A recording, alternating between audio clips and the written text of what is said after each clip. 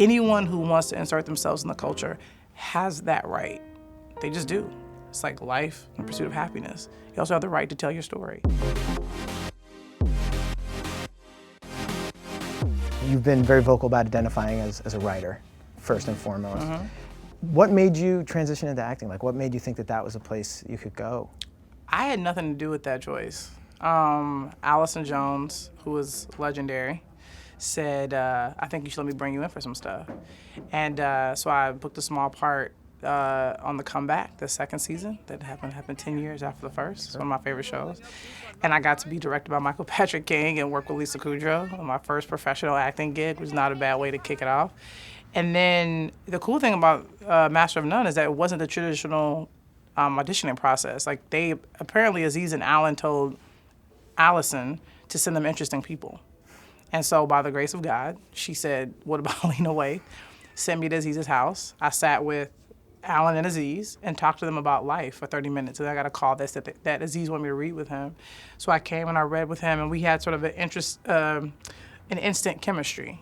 And it sort of went on from there. And he said, come on and play this character, who initially was, I think, supposed to be a straight girl, who could have been potentially a love interest for Dev.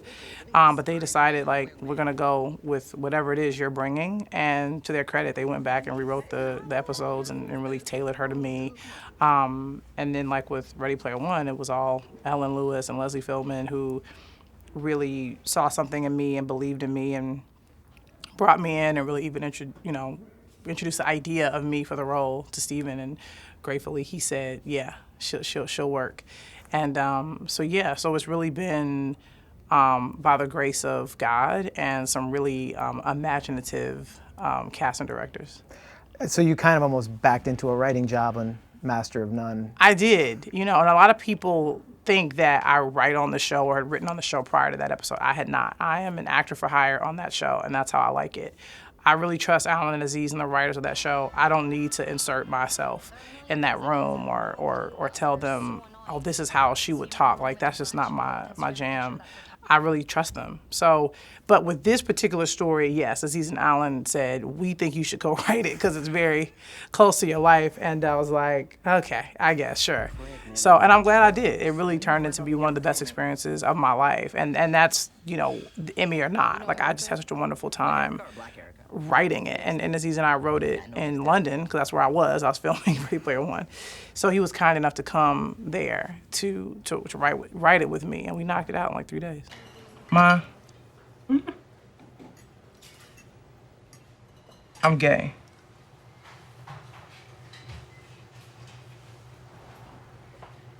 You what? So it's very accurate, or somewhat, I guess, fictionalized, obviously, version of you coming out to your mom? It's a thinly veiled version. It's as close to what really happened as you can get. Was the kind of larger coming out process for you the same way, or was that easier for you? There's no easy part of coming out. And the reason why I think people connect to the episode so much is because we don't act as if coming out is the main event. It's just a part of it. It's a journey with your family and your friends and with yourself. So I think I'm just grateful to Aziz and Alan, Netflix, and NBC Universal to allowing us the space to tell a really honest story of what it means to come out, because it is a process. So you're a writer on Bones, which I think of as a very mainstream show. Yeah. So do you feel pressure? I mean, you're a Black gay woman writing on that writing staff, and I don't know the makeup of the writing staff and how diverse it was, but did you feel pressure having to sort of represent anything? No, because that wasn't the culture of that writer's room. It was very much like, write a cool and interesting episode, and everybody was treated pretty equally and fairly. And there was another African-American woman in the room, Nkechi Carroll, whom I love, and is a big reason why I came into the writer's room. She was very instrumental in that. So, no, it was just a really chill environment. There wasn't that, like, cliche, oh, no, like, we're doing a Black show. Lena, what are your thoughts? Like, they weren't like that. They were just really kind, amazing, and awesome people. I was just with them at a wedding, actually. Really? Mm-hmm.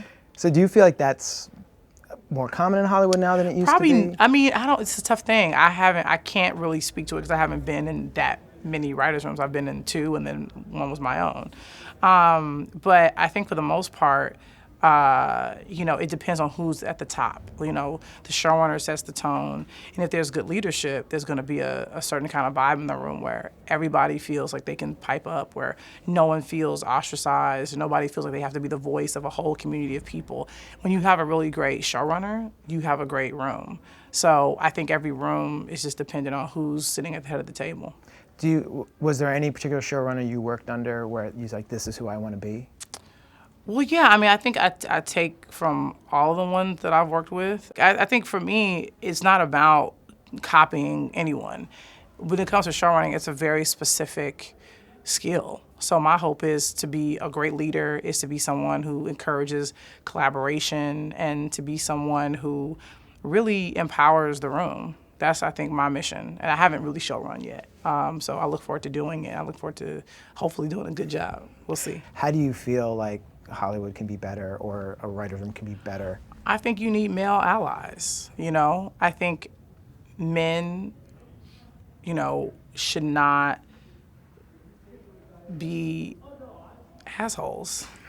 And if another man sees one behaving as such, he should tell him not to be. I think really a lot of the onus is on them. It is.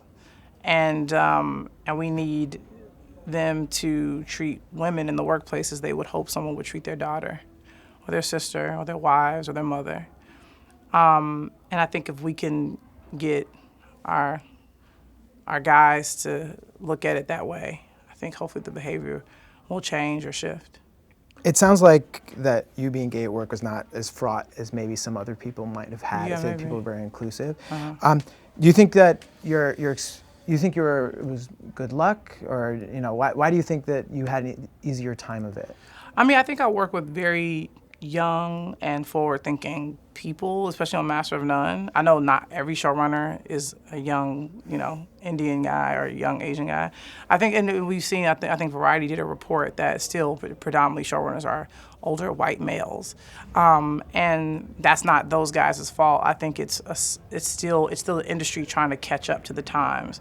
So I think that does need to change, because that's still, even though these shows may not be about just white males, it's still being pumped through their perspective. So I do think that needs to shift. I think we need to have more people of color, more women, more people of different sexual orientations sitting at the head of the table, because it'll influence these calls with executives, it'll influence the way these scripts are executed, it'll influence the way these shows are really, presented to the world.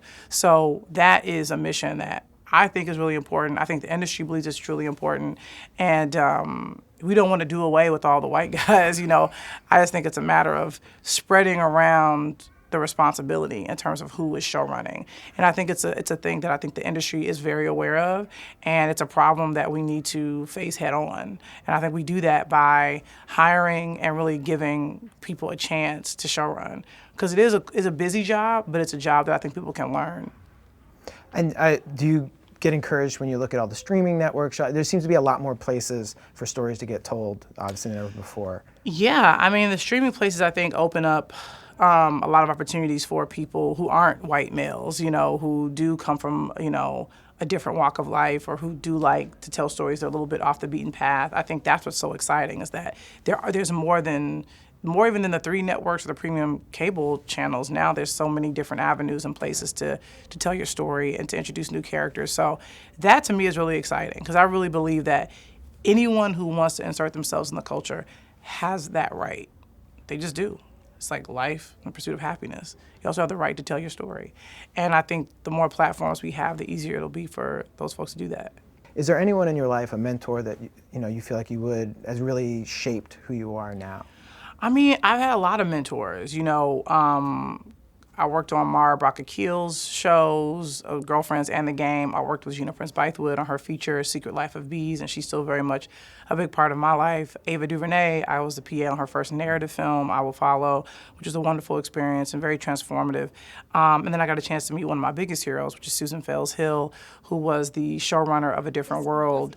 And she was a young pup sitting at the head of that table, and she hired people like Yvette Lee Bowser, to work on that show, and her, Yvette Lee Bowser, and Debbie Allen really helped to shape that series and really make it what it was.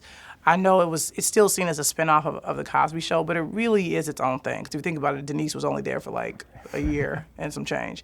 And then it really became Whitley Gilbert and Freddie and and Dwayne and Ron and Kim and Jaleesa, and these characters really filled up the space, and it became a timeless show, and it was one that impacted me very much. I mean, if people know me, it's like my old handle used to be Hillman Grad, which was the name of the fictitious HBCU which those students went to. So it was very impactful. So I'm really grateful to Yvette, to Susan, to Debbie for creating such a beautiful trifecta and saying, we're going to make something amazing.